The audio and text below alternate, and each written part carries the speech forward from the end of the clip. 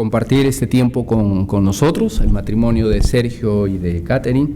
Les invito a abrir sus Biblias, por favor, al libro de Génesis, capítulo 1, versículo 27. Génesis, capítulo 1, versículo 27. Génesis 1, 27. El papá también está nervioso, no crean, ¿eh? No solamente los novios. ¿Por qué el micrófono se mueve tanto? Sí. Muy bien, Génesis 1, 27. Y bueno, en esta mañana quisiera hablar acerca del matrimonio. El matrimonio según Dios, amén. El matrimonio según Dios, el matrimonio diseñado por Dios. Recordemos, hermanos, que el matrimonio es una institución, más que una institución, un pacto sagrado que se hace delante de Dios. Pero siendo que Dios es el creador, el matrimonio tiene características especiales. Y no digo el matrimonio bíblico, porque no hay matrimonio bíblico y matrimonio mundano, llamémoslo así, o extrabíblico o no bíblico. Matrimonio es matrimonio, amén. Siendo que el autor es el mismo, tanto para los creyentes como para cualquier otra persona, tiene las mismas características o fue diseñado por Dios de una manera muy especial. Así que quisiera compartir en esta mañana 4 características del diseño de Dios en el matrimonio. 4 características. Cómo Dios diseñó, porque el entender cómo Dios diseñó el matrimonio nos va a ayudar a entender también cuál es su propósito, cuál es su corazón, de qué forma fue diseñado. Entender el matrimonio nos ayuda a entender también a Dios. Amén. En primer lugar, permítame decirles, Génesis capítulo 1, versículo 27, el matrimonio fue diseñado para ser exclusivo. Fue diseñado para ser exclusivo. ¿A qué me refiero con ello? Fíjese por favor, Génesis 1, 27. Y creó Dios al hombre a su imagen, a imagen de Dios lo creó, varón y hembra los creó. Mateo cita este texto en el capítulo 19, versículo 4, y Mateo dice, él respondiendo les dijo, ¿no habéis leído que el que los hizo al principio, varón y hembra los hizo? Hermanos, el matrimonio diseñado por Dios, en primer lugar, es un matrimonio exclusivo. Es un matrimonio no solamente entre un hombre, cita claramente la Escritura, entre el hombre y la mujer, ¿no? Ahí desbaratamos todas estas corrientes que van en contra de las Escrituras. No es entre mujer y mujer, no existe eso en el diseño de Dios, no existe matrimonio entre hombre y hombre, no existe eso, menos aún otras deformaciones que el hombre quiere darle con animales y otro tipo de cosas aberrantes. El matrimonio diseñado por Dios Dios lo diseñó de una manera pura, de una manera especial, de una manera exclusiva, entre hombre y mujer. Amén. Ahora, no solamente entre hombre y mujer, entre un hombre y una mujer. Eso marca una gran diferencia. Fíjese que en el texto hebreo, cuando hablamos de Génesis, cuando la Biblia dice, en el libro de Génesis, donde dice, a imagen de Dios, varón y hembra los creó, hace un énfasis muy especial, tiene una posición muy enfática, dando a entender un masculino y otro femenino, haciendo énfasis en el uno. Entonces no se trata solamente de un matrimonio entre hombre y mujer, se trata de un matrimonio entre un hombre y una mujer. ¿Se da cuenta? La exclusividad. Esa es la forma en que Dios diseñó. En el plan de Dios no hay provisión para la poligamia. No hay provisión en el plan de Dios para otras opciones. No hay provisión para recambios. Ni siquiera hay la provisión de Dios para otros cónyuges. Es un hombre, una mujer. No hay opciones, no hay alternativas. ¿Dios pudo haber hecho muchas mujeres para Eva? Sin duda. Y viceversa, ¿pudo haber hecho muchos Adanes para Eva? Por supuesto que sí, pero sin embargo Dios no lo hizo. Dios hizo un hombre y una mujer. Ahí entendemos, hermanos, la voluntad de unidad y lealtad permanente que Dios tiene para con el matrimonio. A eso nos referimos cuando decimos que el diseño de Dios fue un diseño exclusivo. Lealtad permanente. ¿Qué buscaba Dios? Lealtad permanente. Nos damos cuenta entonces, si eso estaba en la mente de Dios, eso estaba en el plan de Dios, ¿por qué aborrece el divorcio?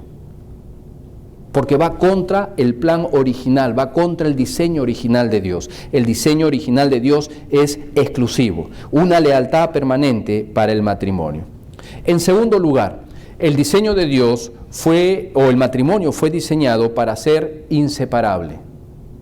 No solamente es exclusivo en el sentido de que es un hombre, una mujer. No varios hombres ni varias mujeres, es uno solo, un hombre, una mujer. Pero no solamente en ese sentido, sino que también fue diseñado para ser inseparable. ¿A qué nos referimos con ser inseparable? Génesis 2:24, por favor. Génesis 2:24. Génesis 2:24.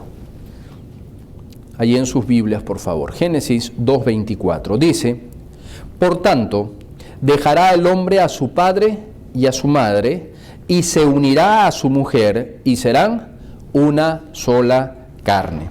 Mateo 19:5 también nos da el texto, dice: por esto dejará el hombre, dejará a su padre y a su madre, y se unirán a su mujer, y los dos serán una sola carne.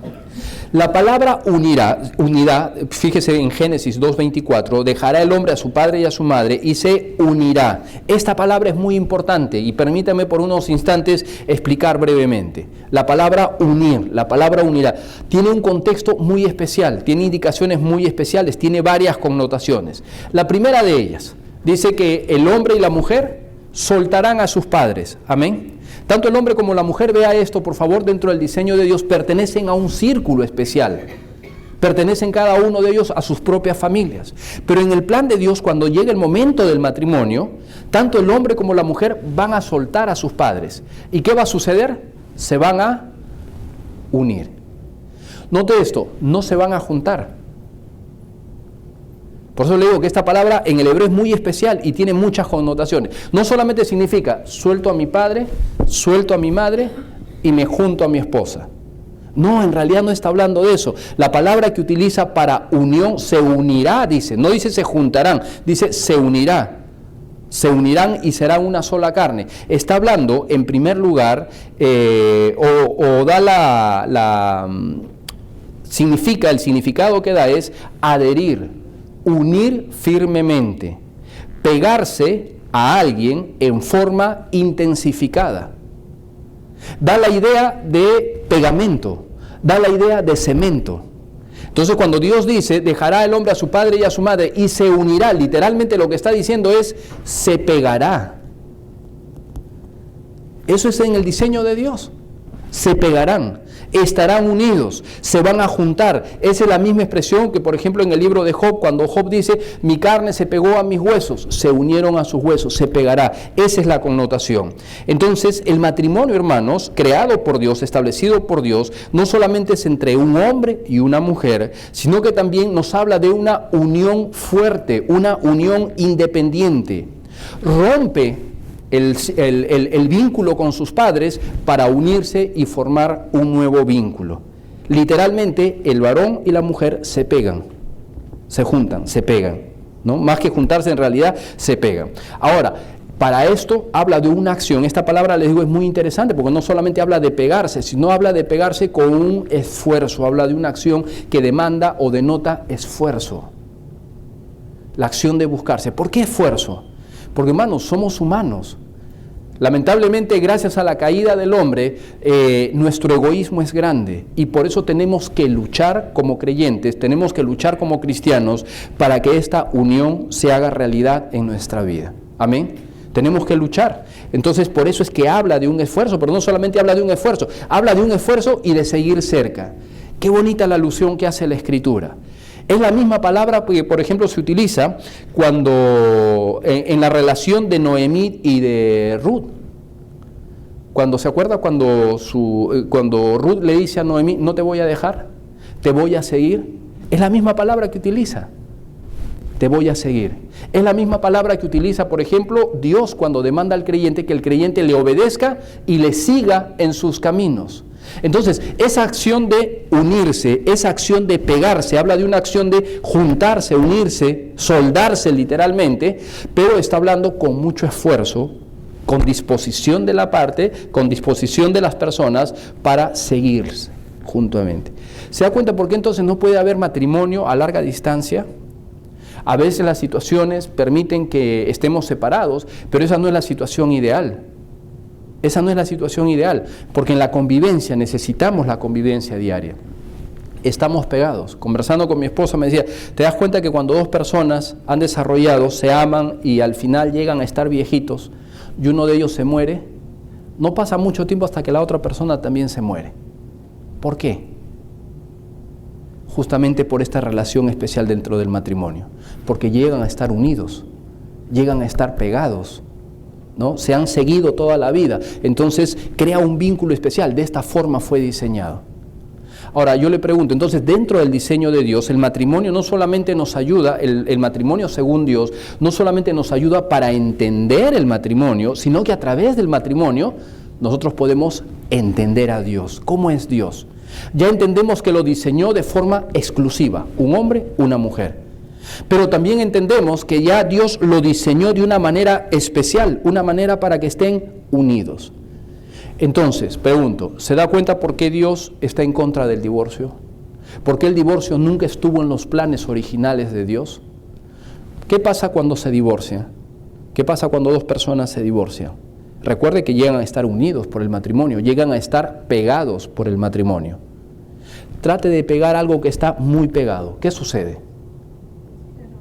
Se estropea el diseño. El mundo nos quiere hacer pensar, hermanos, de que no hay problema, que un divorcio todo el mundo lo supera, es algo normal, es algo natural. Falso, eso es mentira. Todo divorcio trae secuelas, y no solamente con los hijos, trae secuelas irreparables en una relación. ¿Por qué? Porque a través del matrimonio nos juntamos, literalmente nos pegamos con la otra persona. Entonces, esta palabra se unirá a su mujer, habla de se pegará a su mujer. Y no está hablando de una connotación sexual, está hablando de la intimidad, porque Dios es inclusivo, Dios es exclusivo, está hablando de una unidad inquebrantable. Ese es el matrimonio. Pero esta palabra unidad no solamente quiere decir o significa se pegarán. Esta palabra unidad hace alusión, o unirse, hace alusión a algo muy interesante. Es la misma palabra que se usa para consagración, para ofrenda. Imagínense qué bonito. Cuando, por ejemplo, esta es la misma palabra, en su esencia es la misma palabra que se utiliza cuando el creyente viene, se dedica delante de Dios y va a presentar su ofrenda.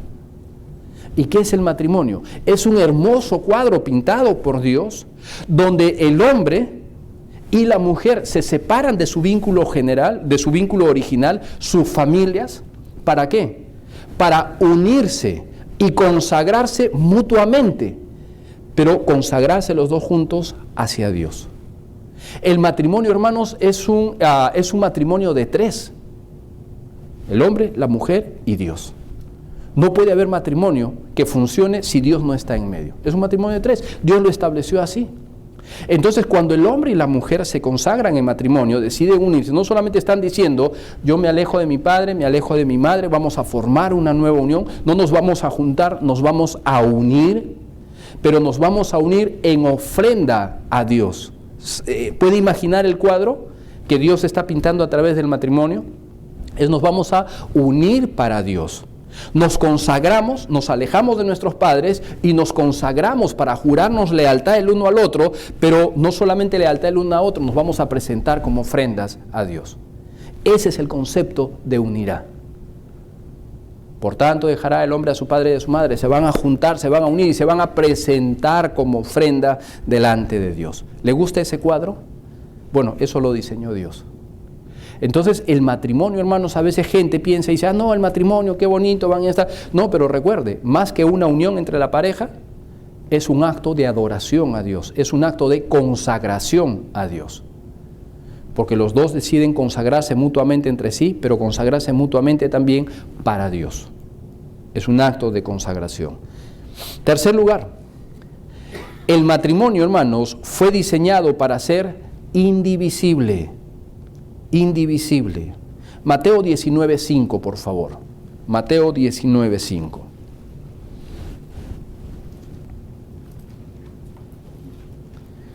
Mateo 19:5.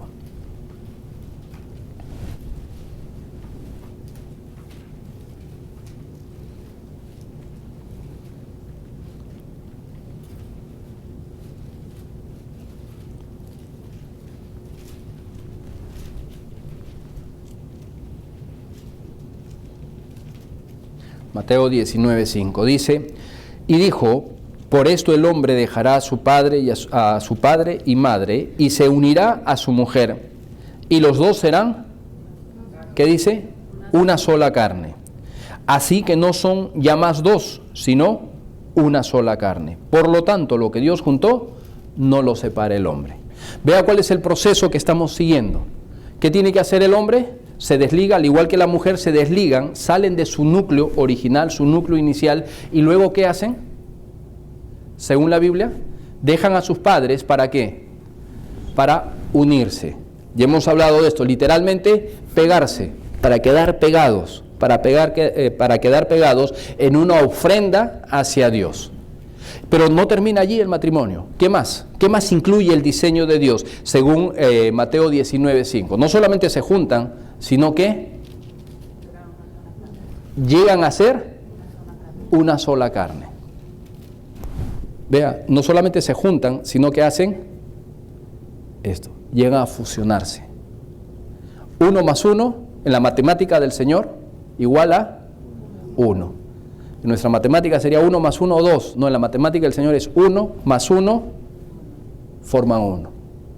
Vamos a hacer algo. Si usted está con su esposa sentado alrededor, ponga su mano ahí. Si usted está con su esposo o con su pareja al costado. Si no, usted puede apreciar la ilustración.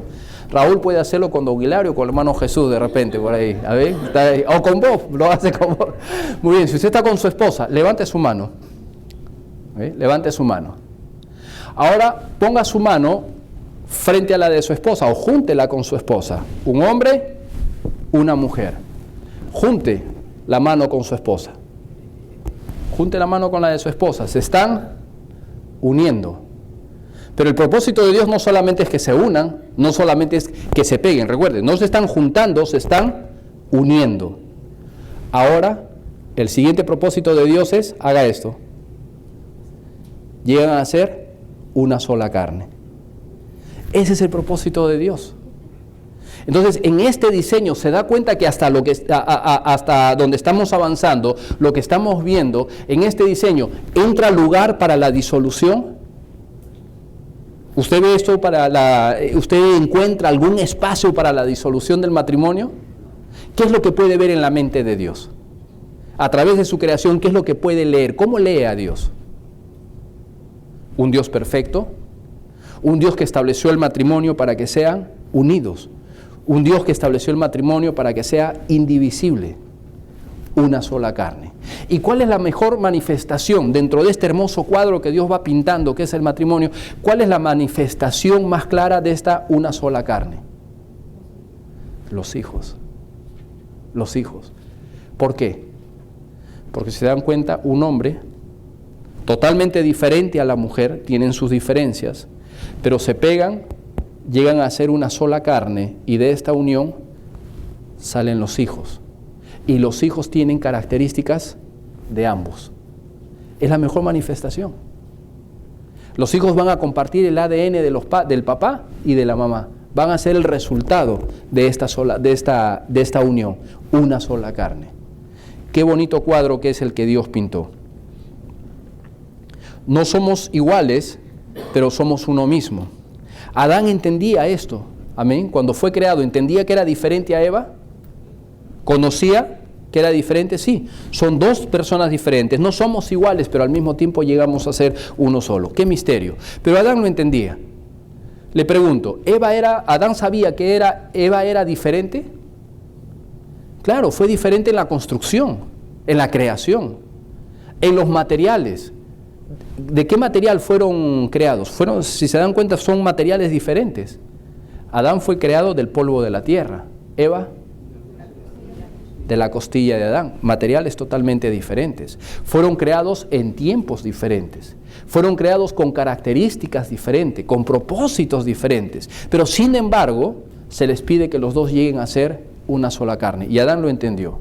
¿Qué dijo en el libro de Génesis? Dijo entonces Adán, esto es ahora hueso de mis huesos y carne de mi carne. Esta será llamada varona, porque del varón fue tomado. ¿De qué estaba hablando Adán? De esa unidad. Dice, si bien es cierto, es otra creación, pero al mismo tiempo estamos unidos, más que unidos, somos una sola carne. Ha salido de mí, por eso se va a llamar varona. Una sola carne. Eso está dentro de los propósitos de Dios. Ahora, esto de una sola carne, en el pensamiento hebreo, recuerde, llegar a ser una sola carne, no está hablando simplemente de la parte sexual. Hay mucha gente que dice, sí, en el acto sexual, entonces el hombre llega a ser una sola carne con su esposa. Mentira. Recuerden, en el pensamiento hebreo, llegar a ser una sola carne habla de una unidad perfecta, una unión perfecta, no solamente física, no solamente emocional, sino también espiritual, en todo aspecto. En el pensamiento hebreo, llegar a ser una sola carne es llegar literalmente a ser uno, en todo aspecto, conservando las diferencias, pero al mismo tiempo llegando a ser uno, como la iglesia de Cristo. Así lo diseñó Dios. Es un tiempo muy especial, es algo muy especial. Bien, en cuarto lugar, el diseño de Dios fue diseñado para ser permanente. Dijimos sigamos el proceso. ¿Cuál es el primer proceso? El hombre y la mujer sueltan a sus padres y luego ¿qué hacen? Se separan de sus padres. ¿Para qué? Para unirse. ¿Para juntarse a hacer esto? No, para hacer esto. Muy bien, luego ¿qué hacen esto? ¿Qué sucede? ¿Cuál es el otro propósito de Dios? Llegan a ser una sola carne. Ahora, fíjese en Mateo 19:5. En cuarto lugar,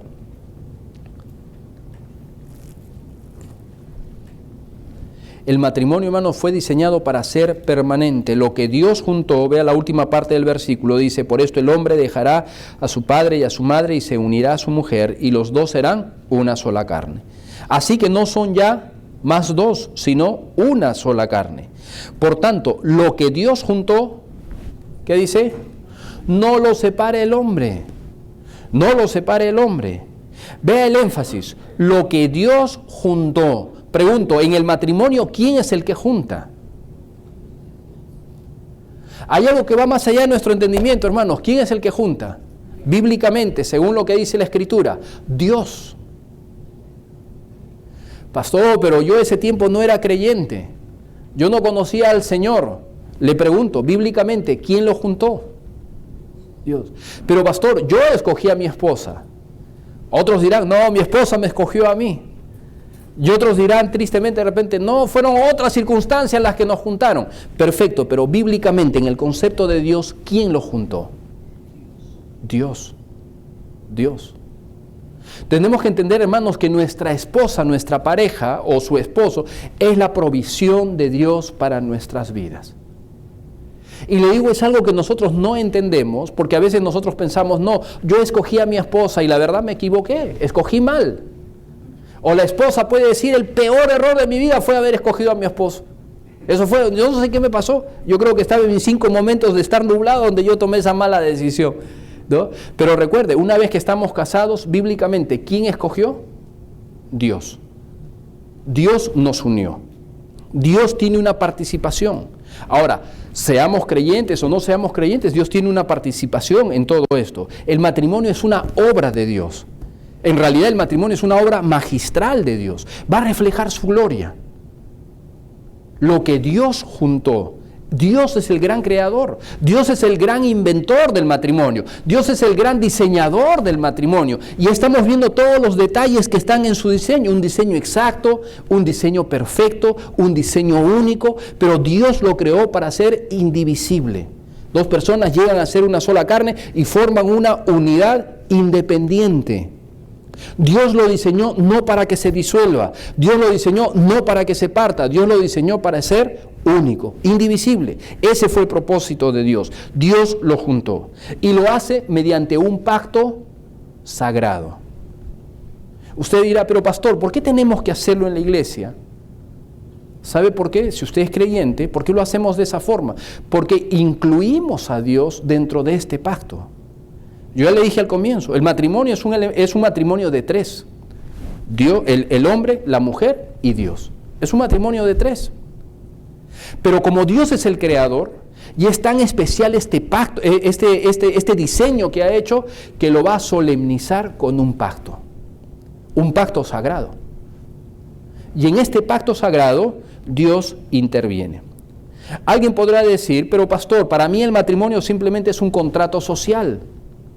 Bueno, le digo, bíblicamente, el diseñador del matrimonio nos dice que no es un pacto social, no es un contrato, es un pacto sagrado. Amén. Y cuando entramos en este pacto sagrado, Dios va a intervenir. La palabra juntar dice: lo que Dios juntó, no lo separa el hombre. Es interesante y le va a llamar posiblemente la atención si es que usted no lo sabe. La palabra juntar literalmente quiere decir yugo. ¿Usted ha visto en nuestros países o en algún lugar a los animales que aran la tierra? Les ponen un yugo. ¿Y para qué les ponen el yugo? Para que caminen al mismo tiempo, para que todo sea parejo, ¿no? Para que vayan rectos, apunten a la misma, en la misma dirección, no solamente para que puedan jalar de una manera equitativa, para eso se les pone un yugo. Ahora, la palabra juntar literalmente significa yugo. Es decir, que cuando nos presentamos delante de Dios para casarnos, ¿qué hace Dios en este pacto? Nos pone un yugo. Eso es. Por eso que antiguamente, en muchas culturas en la antigüedad, literalmente se les ponía al hombre y a la mujer, se le ponía un yugo en el momento de su matrimonio. En su ceremonia se les ponía un yugo. En otras culturas se les ponía cadenas, o ciertos lazos, o ciertas cintas, para simbolizar ¿qué cosa? Que estaban juntos. Que en este proyecto de vida están juntos. Están unidos, forman un núcleo indivisible, juntos. Eso es lo que significa. Lo que Dios juntó, a quienes Dios les puso el yugo, no lo separa el hombre. Uy, pastor, mi pareja sí es un yugo en todo el sentido de la palabra. Nosotros usamos a veces ese término en una connotación negativa, ¿verdad? ¿Qué yugo, qué difícil es vivir? No, el yugo simplemente habla de la unión, para que todas las cosas sean equitativas. En este proyecto vamos a apuntar a la misma dirección, vamos a trabajar juntos en la misma dirección, vamos a establecer una familia para la gloria de Dios, vamos a crear una familia para la gloria de Dios, pero lo hacemos juntos. Así que lo que Dios juntó con un yugo, puso un yugo alrededor de los dos, no lo separe el hombre. No lo separe el hombre. Hermanos, no veamos ese yugo como una forma negativa. Podemos verlo como un instrumento negativo, pero vea la bendición de lo que puede hacer un yugo. Uno de los bueyes en el campo puede ver el yugo y decir: este yugo es el culpable. No anhelo el día en que este yugo desaparezca. Pero le pregunto, ¿qué sucedería si ese yugo desaparece? ¿Qué sucedería si el buey uno de esos días va por la noche, mirando que el dueño no esté, y desaparece el yugo, lo esconde? Al día siguiente el campesino, el dueño del campo, viene y no encuentra el yugo. ¿Y qué es lo que va a suceder? ¿Qué tipo de cosecha saldrá? ¿Qué tipo de surcos se harán? ¿Será posible ¿será posible cultivar la tierra de esa forma? No. Hermanos, Dios nos ha puesto ese yugo, pero sabe, la Escritura nos dice que en Cristo ese yugo es fácil y ligera mi carga. ¿Se acuerda? Porque, hermanos, es una bendición. Para mucha gente puede ser una maldición, pero bíblicamente, viéndolo desde el punto de vista de Dios, es una bendición. Tenemos ese yugo no para pelear entre nosotros, tenemos ese yugo para estar juntos en compañía. ¿Se acuerda que desde el comienzo Dios, cuando creó al hombre, dijo algo, observó inmediatamente algo? En su sabiduría, ¿qué dijo? No es bueno que el hombre esté solo. El hombre necesita compañía. Y la mujer necesita compañía. Necesitamos crear, necesitamos diseñar algo para que estén juntos en una unión indivisible, una unión en la cual no se puedan separar. Vamos a ponerles un yugo, pero ese yugo les permite estar en compañía, les va a permitir conversar, les va a permitir llevar juntos, compartir el peso de la vida, les va a permitir construir una familia, les va a permitir criar a sus hijos, les va a permitir edificar un testimonio. Ese yugo es bueno. En todo lo que estamos viendo hasta ahora, vea esto. ¿Ve alguna sombra para que el divorcio pueda entrar? ¿Alguna ranura, por más pequeña que sea, para que el divorcio pueda entrar? No. En el diseño original de Dios no existía, no estaba plasmado eso. Al contrario, un hombre, una mujer unidos, pegados, llegan a ser una sola carne, y esta unión es indivisible. Solamente la muerte lo puede separar. Unidos. Les puso un yugo. Ahora, no solamente dice lo que Dios juntó, ¿qué más dice? No lo separe el hombre. ¿Tiene, hermanos, el hombre potestad de separar el matrimonio? ¿Tiene el hombre potestad de romper ese yugo? ¿Le correspondería al hombre desarrollar tal acción? No, porque Él no lo ha creado. Es Dios el que lo ha creado, y lo ha creado con un diseño especial para su funcionamiento. Y siendo que es Dios el autor, el hombre no tiene participación. Y por eso la Biblia advierte de manera clara: lo que Dios unió, no lo separe el hombre. Por eso es importante, hermanos, que nosotros a nuestros hijos formemos un ejemplo de vida. Yo sé que quizás no somos perfectos, pero pongamos un ejemplo de vida y podamos estar hablándoles desde pequeños acerca de este plan de Dios y cuál es el propósito de Dios. Dios creó el matrimonio, el matrimonio es creación de Dios, pero para que sea para toda la vida. Una unión, un hermoso yugo para que podamos estar juntos para construir para la gloria de Dios. Ese es el propósito de Dios. Por lo tanto, no le queda al hombre la facultad de disolverlo. Lo que Dios unió, no lo separe el hombre. ¿Por qué cree que entonces en el Antiguo y en el Nuevo Testamento Dios es tan enfático con el tema del divorcio? ¿Cuál era la pena en el Antiguo Testamento, por ejemplo, para el divorcio o para el adulterio? Mejor dicho, la pena de muerte. Cuando dos personas rompían este pacto, deberían ser apedreados. Deberían ser muertos públicamente. Vea cuál es el concepto.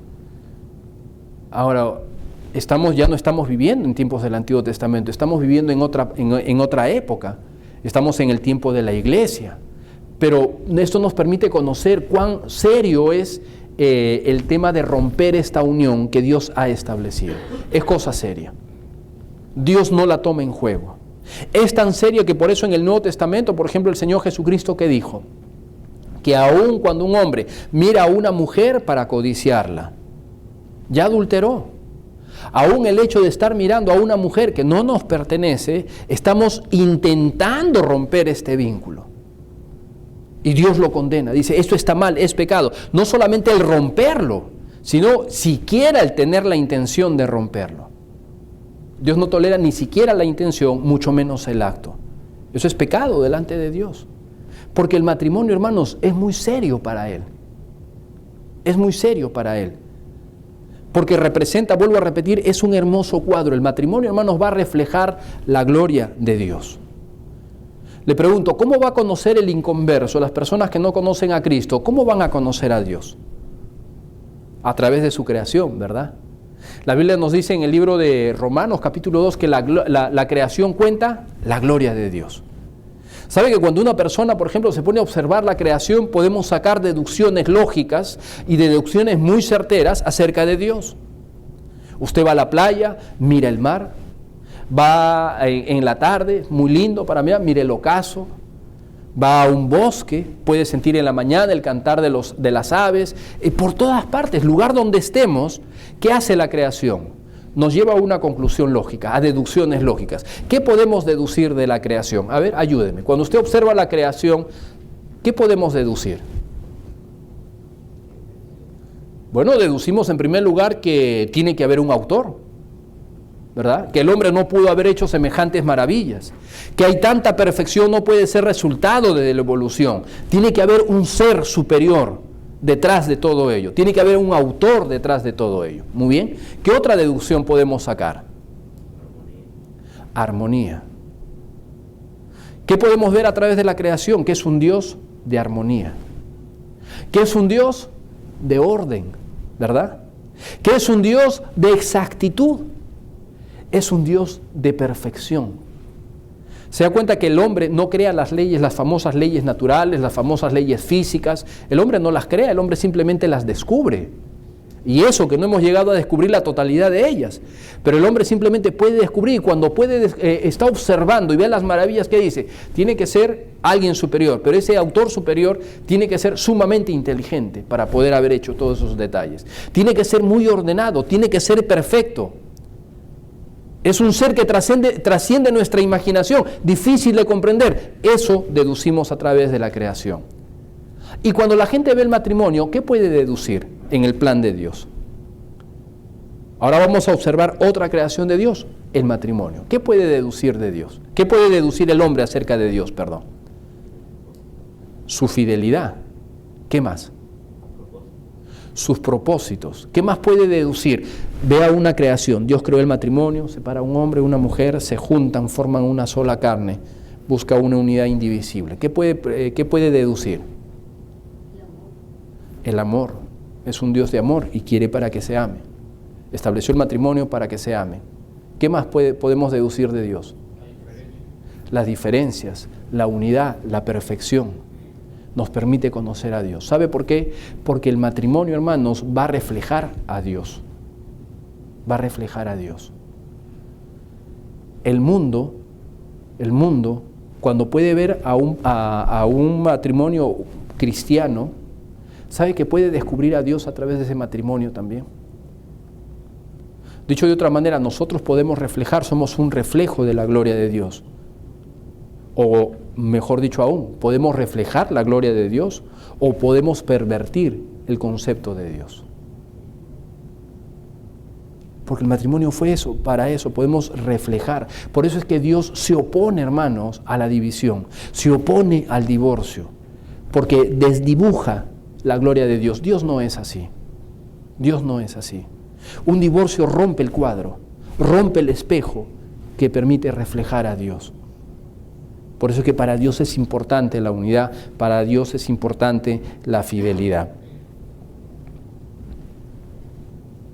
Fíjese Malaquías, por favor. Vamos a Malaquías, capítulo 2. Malaquías, capítulo 2.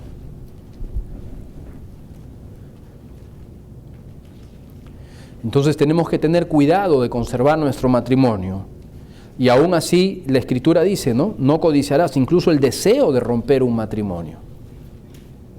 Ahora, ¿qué sucede cuando queremos romper nuestro matrimonio o permitimos que sea roto o rompemos el matrimonio de otra persona? Dios se opone a eso. Dios se opone a eso. En este pacto sagrado, hermanos, Dios queda constituido, recuerde, como el garante del pacto. ¿Se acuerda que hablamos de un pacto? Siendo que el matrimonio es creación de Dios, Él interviene en el matrimonio como ¿qué?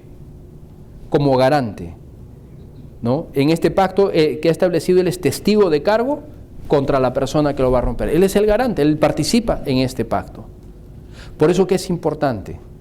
Ahora, ¿qué dice Malaquías capítulo 2, versículos 14 al 16? Mas diréis, ¿por qué? Porque Jehová ha atestiguado entre ti y la mujer de tu juventud, contra la cual has sido desleal, siendo ella tu compañera y la mujer de tu pacto. ¿No hizo él uno, habiendo en él abundancia de espíritu? ¿Y por qué uno? Porque buscaba una descendencia para Dios. Guardaos pues en vuestro espíritu, y no seáis desleales para con la mujer de vuestra juventud. Porque Jehová Dios de Israel ha dicho que él aborrece el repudio y al que cubre de iniquidad su vestido. Dijo Jehová de los ejércitos, guardaos pues en vuestro espíritu y no seáis desleales. Ese es el propósito de Dios. Recuerde, un hombre, una mujer, unidos, no juntos, unidos. Y más que unidos, si eso no nos queda claro, más que unidos, una sola carne. Y una sola carne indivisible, no para ser separados, para toda la vida hasta que la muerte nos separe. Ese es el propósito de Dios. Dios diseñó el matrimonio de esa forma. En el plan de Dios, hermanos, no entra la convivencia. Entra el matrimonio en un pacto sagrado. En un pacto, vuelvo a repetir, en un pacto. ¿Por qué el matrimonio entonces tiene una solemnidad especial? ¿Por qué el matrimonio, hermanos, no se puede, primero, por qué celebrar un matrimonio? Porque en el plan de Dios no entra la convivencia. La Biblia es muy enfática, lo llama fornicación. Ahora, dentro del plan de Dios en el matrimonio, ¿por qué no lo desarrollamos de una manera muy simple? ¿Por qué no lo desarrollamos de una manera muy informal? ¿Qué hace especial el matrimonio? Porque es toda una ceremonia y mucho detalle y se juntan y todo eso. ¿Por qué? Porque es un pacto que se hace delante de Dios. Amén. Porque es un pacto que se hace delante de Dios. Entonces, qué importante es para nosotros, no solamente como testigos participamos de este pacto, sino animar a nuestros hijos. Yo sé que todos nosotros hemos cometido muchos errores, hermanos, en nuestros matrimonios.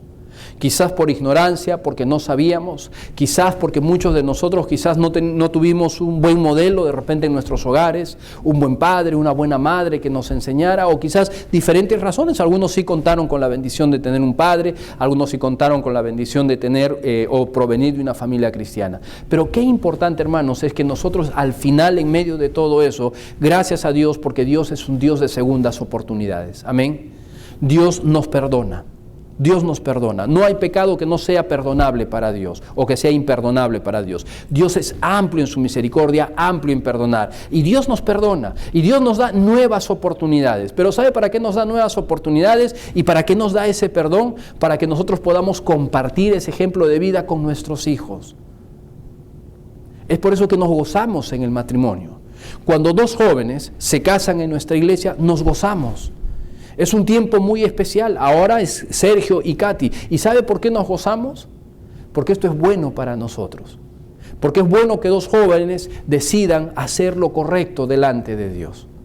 Porque es bueno para nosotros que dos jóvenes en nuestra iglesia, no solamente ellos y los jóvenes que están por venir o los jóvenes que ya se casaron, que ahorita no son tan jóvenes ya. Amén. Pero todas las personas que se hayan casado y los que están por casarse, es bueno que hagan, hermanos, las cosas correctas. A ver, los jovencitos acá, y yo no sé si muchos me están entendiendo porque algunos no hablan inglés, pero para los que me entiendan, y ustedes les van a traducir a sus novios o a sus amigos, amén. Hagan las cosas correctas, hermanos, hagan las cosas correctas.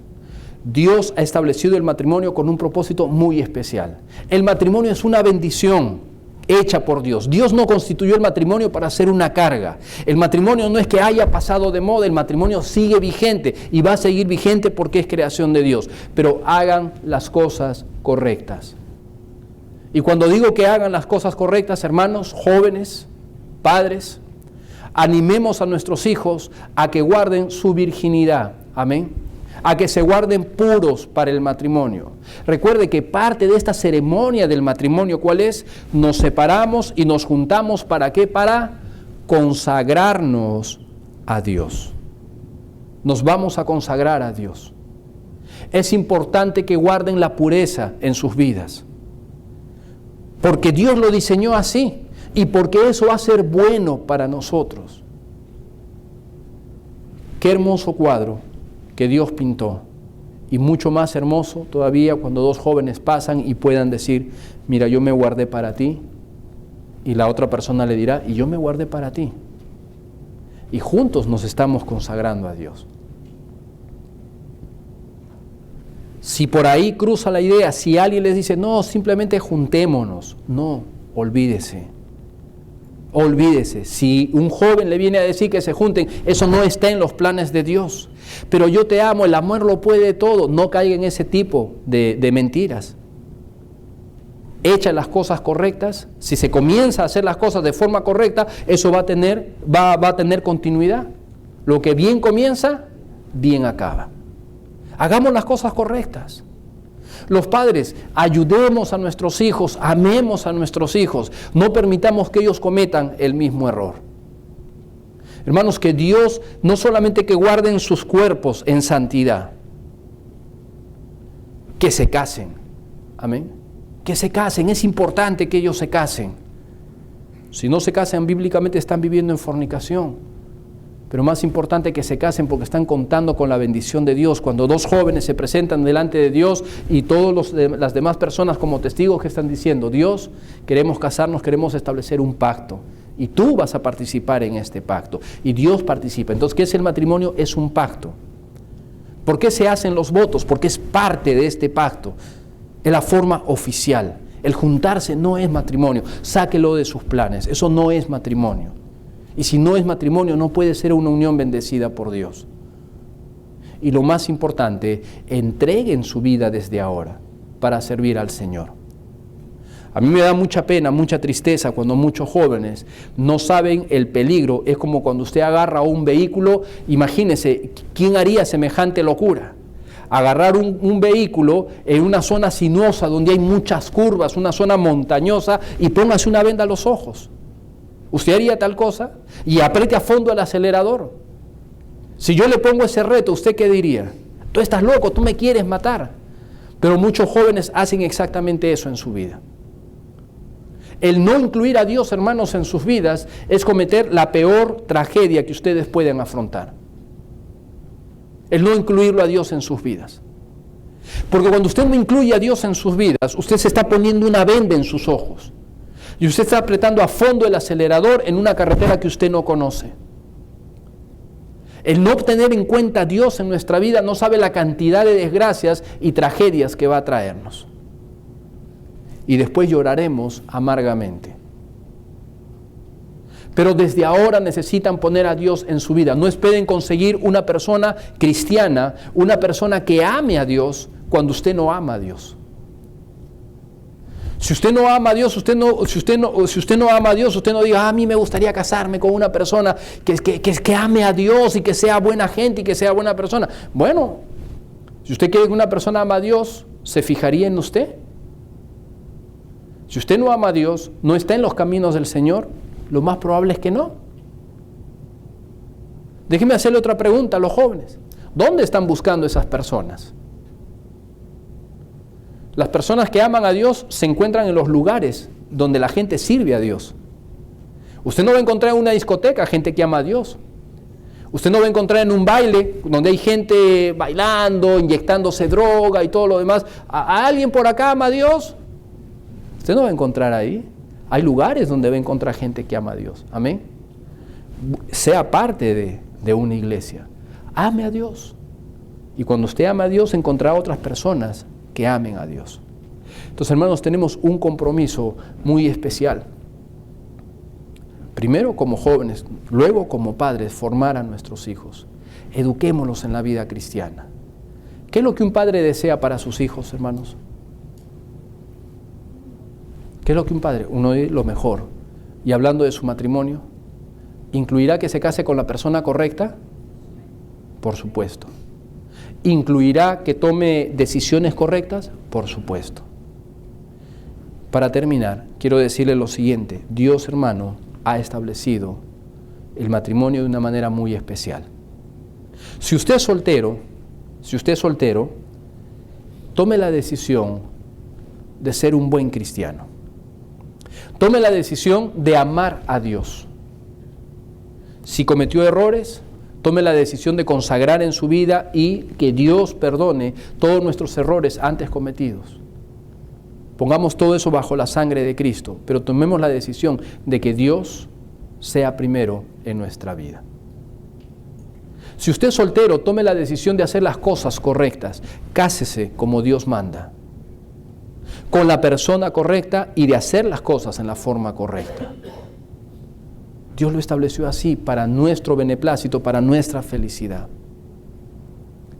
Usted dirá, pastor, yo ya estoy casado, yo sé que este es el ideal de Dios, pero también sé de que por mi rebeldía muchas veces no he disfrutado de este ideal de Dios, por mi rebeldía he destruido o desfigurado el ideal de Dios. Bueno, déjeme decirle que Dios es un Dios amplio en perdonar, Dios es un Dios de misericordias.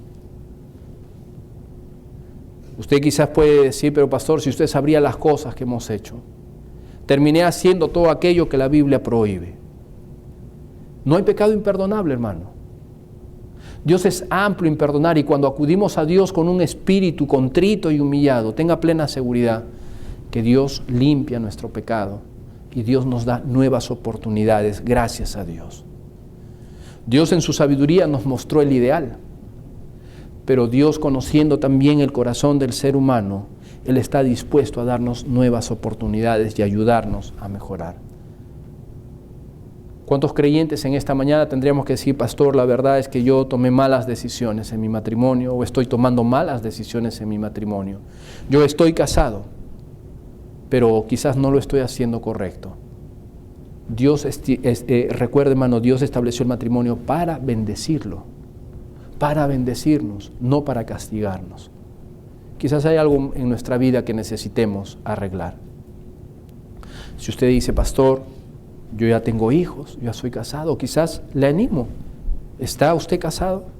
Le animo a tomar el paso. Si usted no está casado, si usted está conviviendo, tome los pasos correctos delante de Dios. Dios espera que usted tome los pasos correctos por el bienestar de usted, por el bienestar de sus hijos. Algunos creyentes dirán, pastor, la verdad es que yo tristemente, por diferentes situaciones de la vida, llegué a divorciarme. Sirva a Dios en la situación donde está. Dios le ama. Dios le ama.